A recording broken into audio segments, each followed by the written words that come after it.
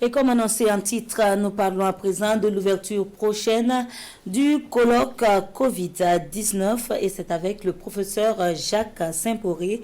Il est membre du comité scientifique, membre de l'Académie nationale des sciences du Burkina et membre de l'Académie africaine des sciences.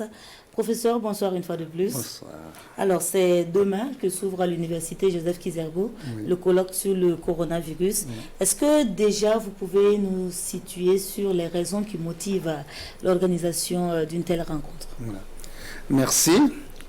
Vous savez que depuis 2019, décembre 2019, le coronavirus est apparu et a fait beaucoup de dégâts dans le monde.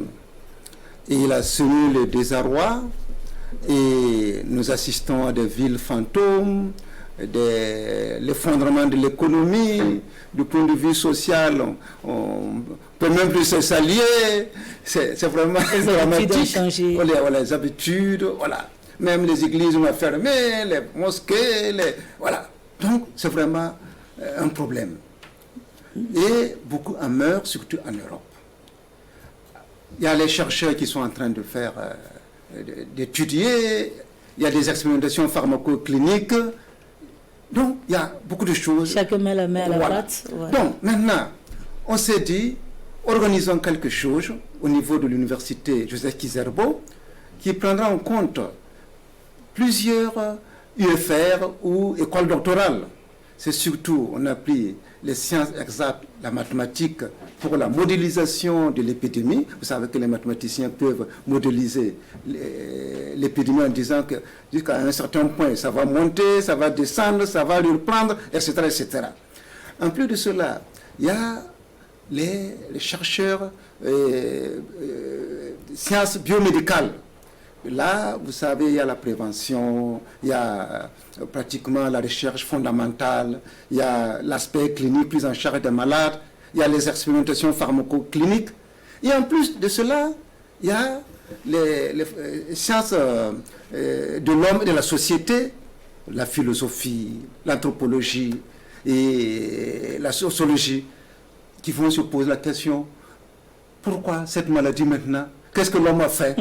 Qu'est-ce qu'on peut faire pour éviter cela? Est-ce qu'on a dévié de notre trajectoire? Donc, il y a toutes ces questions qui nous ont poussés à faire cette rencontre et favorisée par l'ARES et puis le pôle d'excellence africain. Donc, ces structures ont favorisé cette rencontre et demain, on va pouvoir se rencontrer. Il y aura des chocs d'idées pour que quand même viennent quand même avec, on verra le coronavirus avec tous ses aspects. D'accord. Voilà. Alors, plusieurs problématiques qui seront soulevées. Oui. Alors, professeur, quels sont les enjeux pour le Burkina? Les enjeux sont énormes. Parce que ceux qui vont présenter, ce sont les fruits de leurs travaux.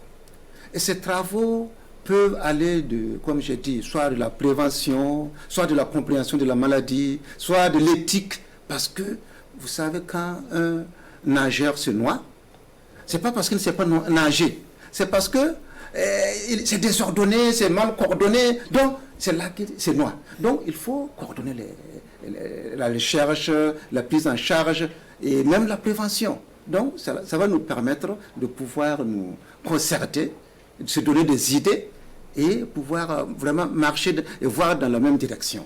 D'accord. Alors, le monde scientifique burkinabé, qui a sans doute aussi été sollicité au temps fort de cette crise-là, comment est-ce qu'on peut évaluer, mesurer votre contribution pour ce qui concerne le cas du Burkina? Au niveau du Burkina, il faut quand même parler, vous savez, on ne sait pas c'est quel main invisible qui nous a épargné, qui a fait que nous n'avons pas eu vraiment la prévision de ce que les chercheurs occidentaux avaient dit. Désastre. Voilà. Donc, mais je pense que aussi le peuple s'est discipliné avec les mesures de distanciation, disons les masques, etc., etc. Je pense que les Burkinabés ont contribué et surtout l'aspect médical pour la prise en charge. Quand on regarde quand même, on ne peut pas se plaindre par rapport aux autres, quand on regarde le nombre de décès, et je pense que quand même ils ont vraiment suivi, malgré nos moyens très limités. On a quand même, je pense que du point de vue recherche et du point de vue clinique, et les chercheurs burkinabés ont travaillé. Vous parlez tantôt de prévention, oui. Et on sait qu'il y a l'harmattan qui s'annonce. Oui. Dans d'autres pays européens, on parle de deuxième vague. Voilà. Est-ce qu'il faut craindre également une situation similaire au Burkina quand on constate aussi qu'il y a un relâchement au niveau des mesures barrières oui. dans la société? Il y a des risques. Je ne veux pas être un prophète de malheur, mais il y a des risques, surtout les circonstances. Nous rentrons, comme vous avez dit, dans l'harmattan. Et en plus de cela, il y a la campagne électorale. Et tout le monde est excité et parle haut et fort. Mais il faut faire attention pour respecter les normes, les règles avec les bavettes, avec les distances. La désinfection des mains. Voilà, les mains. Parce que sinon, on peut avoir la victoire, mais on aurait du mal à gérer la maladie après. Donc, il faudra qu'on veille là-dessus. D'accord. Alors, dernière question, professeur, vous êtes chercheur, vous côtoyez des chercheurs, vous êtes au parfum de ce qui se passe dans le monde de la recherche, et on sait que beaucoup de pays espèrent en tout cas un vaccin pour pouvoir venir à bout de cette crise. Aujourd'hui, à quel niveau peut-on situer les recherches scientifiques? Dans plusieurs pays, il y a certains qui ont déclaré qu'ils ont trouvé le vaccin, se sont même vaccinés, d'autres disent qu'ils sont vaccinés mais ça n'a pas marché, d'autres sont à la recherche, d'autres prévoient que peut-être janvier 2021, il y aura des vaccins. Donc, on ne sait pas. Vous savez que derrière aussi, c'est vrai que c'est l'humanité qu'on veut sauver, mais parfois aussi, il y a des gens qui voient un peu de gain derrière. C'est ça le problème. Parce que celui qui va trouver le vaccin aura certainement le marché, il aura peut-être même le prix Nobel en médecine, donc il y a l'honneur derrière, il y a tout un tas de choses. Donc, mais quand même, on peut penser qu'il cherche à sauver l'humanité. Donc, on peut dire qu'il y a plusieurs types de vaccins, et ces vaccins, on ne sait pas qui sera le premier à pouvoir donner. La Chine avait dit qu'il avait trouvé, maintenant c'est silencieux. Et les États-Unis ont dit qu'ils ont trouvé, c'est silencieux. Même en Europe, les Italiens aussi disent qu'ils ont trouvé. Ils disent même que ce n'est même pas un virus, mais c'est une bactérie. Bon, voilà. D'accord.